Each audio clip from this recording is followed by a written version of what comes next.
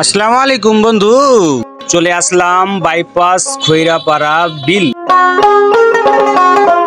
পাশেই আছে মেহগুনি গাছের বাগান। তো বাম পাশে দেখবো বন্ধুরা কত সুন্দর মেহগুনি গাছের বাগান।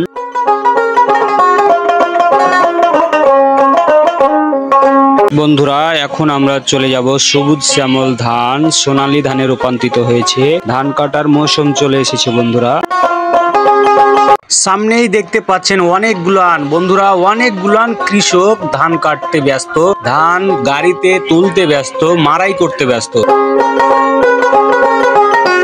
বন্ধুরা আমরা জানি এই সময়ে ধানগুলান বেশিরভাগই বৃষ্টির কবলে পড়ে যায় এবং কাবার করে মারতে হয়। তো ভাগ্য ভালো, কৃষকের এবার প্রচন্ড রোদ খরাতেই তারা চারা করতে পেরেছে, তারা খড় করতে পেরেছে বন্ধু।